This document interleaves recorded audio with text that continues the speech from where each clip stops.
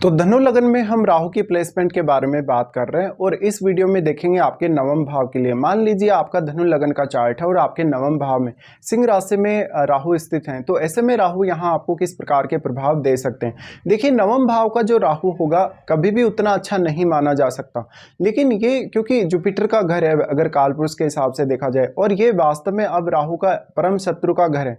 ऐसे में राहु यहाँ आपको दूसरी संस्कृतियों या दूसरे धर्मों में पर्याप्त रुचि दे सकते हैं, वो आपको बहुत ही अच्छी लाइफस्टाइल दे सकते हैं, लेकिन ऐसा राहु रिश्तों के लिए उतना अच्छा नहीं होगा।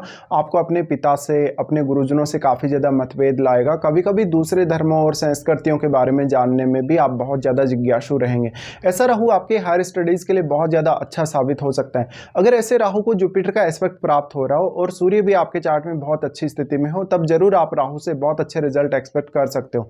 राहु की ये प्लेसमेंट है तो अक्सर घूमना फिरना जीवन में लगा ही रहेगा। मोस्टली आपका विदेश कनेक्शन या विदेश में टूर होते ही रहेंगे। राहु की ये प्लेसमेंट है तो आपके परिवार के सदस्यों के साथ कहीं ना कहीं आपका उतना अच्छा समायोजन नहीं हो पाएगा। कहीं ना कहीं उनसे आपकी थिंकिंग बहुत ज़्यादा डिफरेंट रहेगी। आपका यहाँ पे फिर राहु के साथ बैठे हुए ग्रह का रोल भी बहुत ज़्यादा बढ़ जाता है। राहु यहाँ है तो मुख्य तौर पे आप शुरुआत से अपनी लाइफ में कुछ बहुत बड़ा टारगेट लेके जीने वाले हो।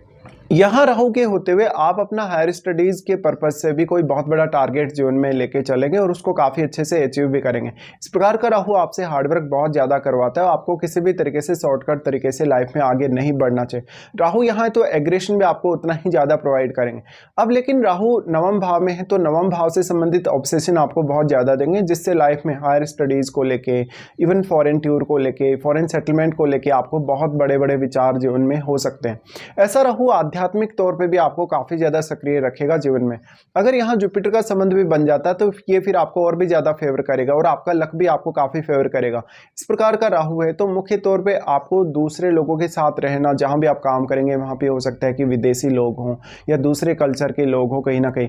ऐसे कंडीशन में इस प्रकार का नवम भाव का राहु आपको छोटी आयु से ही घर से दूर कर सकता है या किसी अदर स्टेट में सेटल कर सकता है। इस प्रकार से राहु प्लेस्ड है आपके चार्ट में। तो अगर हम राहु के एस्पेक्ट्स के हिसाब से देखेंगे तो सबसे पहले राहु आपके लगन को एस्पेक्ट करते हैं। लगन को एस्पेक्ट करने से राहु आपकी खुद की इच्छाओं को बहुत ज्यादा बढ़ाते हैं, आपको काफी चालाक और चतुर बनाते हैं और काफी ज्यादा दबंग बनाते हैं। राहु लगन को देखें तो निश्चित तौर पे जातक बहुत कुछ बड़ा करने में सक्षम होगा और वो इसके लिए बहुत ज्यादा सोच विचार भी करेगा। तो कभी कभी ऐसा राहु आपके अंदर इल्यूजन पैदा कर सकता है जब वो यहाँ चंद्रमा के साथ बैठे हों या वो किसी अन्य ऐसे ग्रह के साथ बैठे हों जो उनका मित्र ना हो, और एग्रेशन भी आपको उतना ही ज्यादा प्रोवाइड करेंगे। लेकिन ऐसा राहु आपके कॉन्फिडेंस के लिए बहुत ज्यादा अच्छा माना जाएगा। आप अपने जीवन में हर किसी को डोमिनेट करने वाले हो सकते हैं। राहु लगन पर दृष्टि डाल रहे हैं तो लगन को बहुत सारी क्वालिटीज प्रदान करेंगे और उन क्वालिटीज का प्रयोग आप अपने प्रोफेशन के लिए और अपने ओवरऑल कार्यों के लिए कर सकते हैं।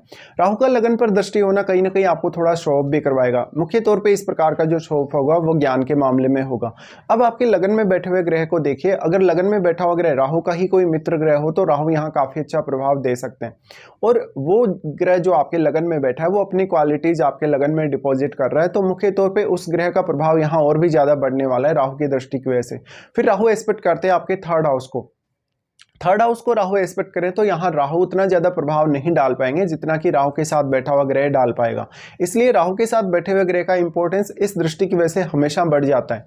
राहु के साथ बैठा हुआ ग्रह बहुत ही ज्यादा मल्टीप्लाई हुआ है। वो ग्रह की जो जितनी सारी क्वालिटीज हैं वो आपके नवम भाव में डिपॉजिट हुई हैं और राहु ने उनको बहुत मल्टीप्लाई किया है। तो अब वो ग्रह इतना ज्यादा पावरफुल हो चुका है राहु के साथ रहते हुए कि वो आपके थर्ड हाउस और थर्ड हाउस में बैठे हुए ग्रहों को बहुत ही स्ट्रांगली प्रभावित कर सकता है। इसलिए वैसे तो राहु भी यहाँ प्रभावित कर रहे हैं थर्ड हाउस को और केतु को भी प्रभावित कर रहे हैं, लेकिन यहाँ 180 डिग्री का एंगल बना है जो हमेशा एक हर कंडीशन में बना हुआ ही रहेगा। ऐसी स्थिति में राहु एक सीमा तक ही अपना प्रभाव केतु पर डाल सकते हैं, जबकि राहु के साथ बैठा हुआ ग्रह इतना ज्यादा सक्षम है कि वो केतु पर तो अपना स्ट्रॉन्ग प्रभाव डाल ही सकता है, वो केतु के साथ बैठे हुए ग्रह को भी काफी स्ट्रांगली प्रभावित करेगा। इसलिए आपको देखना होगा थर्ड हाउस में जो केतु स्थित है उसकी वजह से हमेशा आपका हार्डवर्क बढ़ जाएगा। आपकी कुछ ऐसी इच्छाएं रहेंगी जो हमेशा अधूरी ही रह जाएंगी। वो हो सकता है अपने परिवार से जुड़ी हों, अपने भाई बहनों से जुड़ी हों, अपने किसी रिलेटिव से जुड़ी हों, इवन अपने पड़ोसियों के साथ भी आपका बिहेवियर कभी कभी उतना अच्छा साबित नहीं होता है।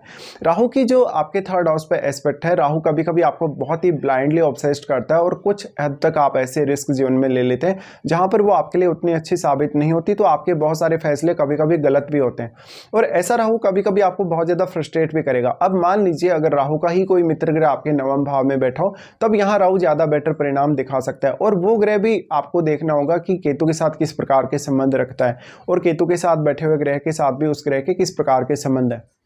आपके चार्ट में राहु के साथ जो बैठा हुआ ग्रह है वो अपनी क्वालिटीज को मल्टीप्लाई किया है, तो उन ग्रह से रिलेटेड जो भाव हैं आपके चार्ट में उनके साथ भी आपका ऑब्सेशन उतना ही स्ट्रांगली बढ़ेगा और उन रिश्तों से भी।